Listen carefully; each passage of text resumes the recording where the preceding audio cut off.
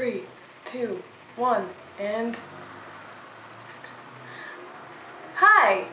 My name is Lisa Shalom, and I will be performing at the Project Love Festival happening on November 24th in Montreal. This is Chico, unsure as to what the heck is going on right now. Where are you going? I've been asked by the good people at Project Love if I would be so kind as to share my thoughts on love. They asked me, what is love to you? As if I had an idea. They think I know. I don't know, and I don't know that I can necessarily put words to it, even as a spoken word artist. Sometimes words can kind of create distance between you and the essence of something. But I will do my best to express a few ideas and explorations around love. It's funny, a little bit ironic to me that I've been asked this question, because when I was traveling in the Middle East and in India, I was a bit kind of on a mission to to discover the answer to that question myself. And so I actually was behind the camera, and I took a lot of hours of footage as to what is love to various people in the world who seem to be living from a heart center, from religious leaders to people in the communities that I visited along the way. So I got many answers to this question in verbal form. I still don't feel that I know the answer, but I think that I guess one thing that I would say about love is that it's you can't hide from it. I would say that it's the canvas, it's the paint, it's the paintbrush, it's the hand that paints, it's all. And so if I was to not believe in love, then I wouldn't be believing in this reality, in my body, in my breath, in my being, in thoughts, in all that is and all that is not, all that I can see and all that I can't. But the truth is that I wake up in the morning, and so that happens without my having instructed it to be so. You know, some greater force, something is holding me with breath from the sky and my body of earth. You know, so just the fact that I am is basically good enough for me to, it's good enough for me to believe in love.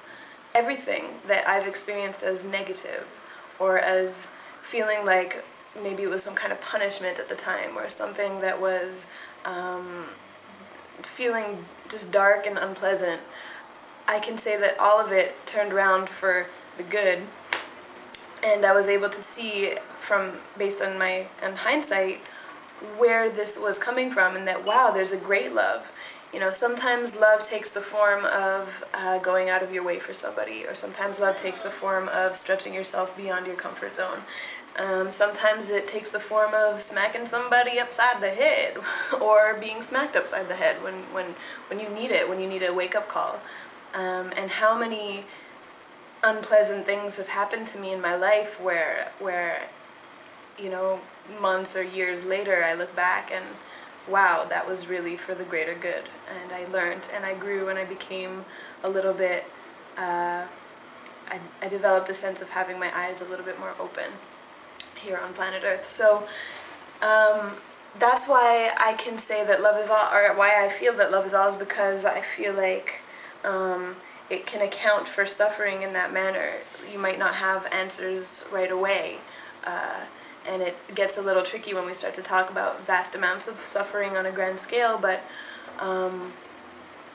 you know, just for all intents and purposes, for a very short video monologue, I would say that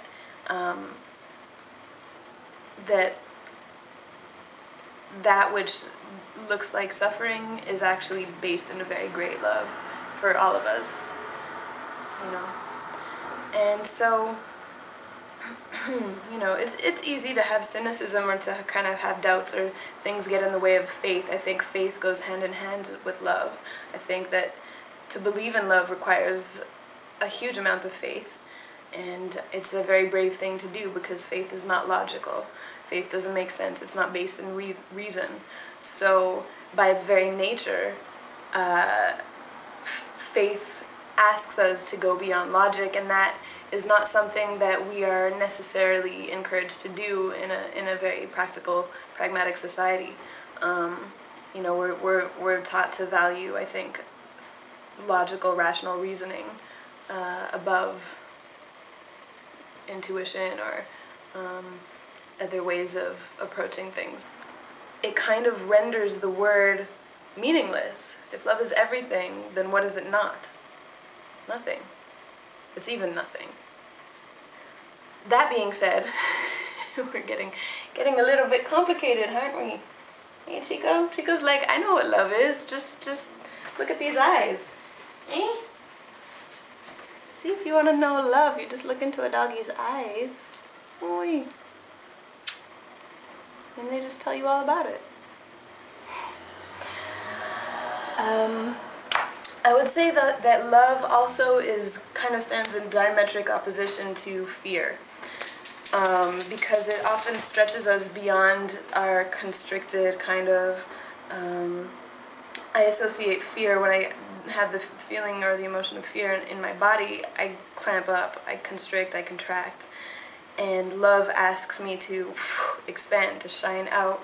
I feel like it's got a more shining out energy to it. And so it's kind of counterintuitive sometimes. When we're in the state of fear, it's like we want to close up, go in, you know, and what love asks us to do is open, shine out through that. And I can say that in the times that I've wanted to kind of shut down based on my own fear, when I've opened into something which I consider to be the greater good based on my own heart song, or the small still voice within, then I've experienced great rewards and the transcendence of fear in favor of a loving existence. And so I think that's part of our work as humans here on earth, is to develop our capacity to hold all things inside of our own love, to increase the capacity of our hearts.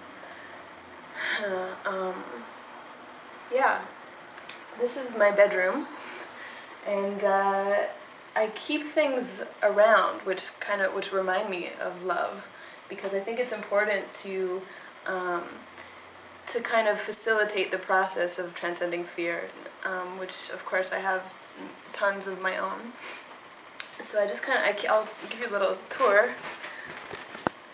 So I keep things around which remind me of love. Okay, this is one of them for sure. Huh?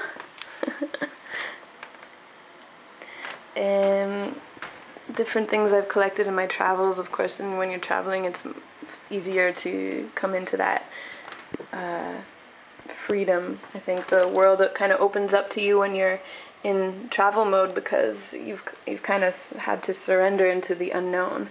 And often when we find that opening, then we just there's a reminder. When we find that opening, we can more easily be in line with the universe. Music for me really is an expression of love, and that's probably why I gravitate towards it and why I'm bringing it into my life in a greater way, stronger way. And in closing, I guess I would say that if it's my prayer that each person finds what brings them into a loving state, into a loving place. And often that's just what we're passionate about, what we love to do.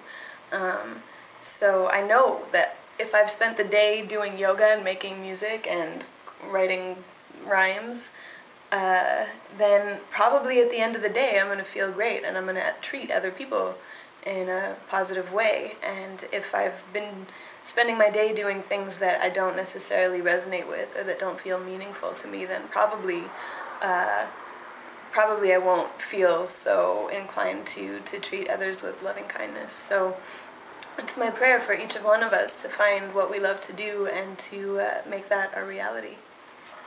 And with that, Thank you very much. I hope to see you on November 24th. Project Love.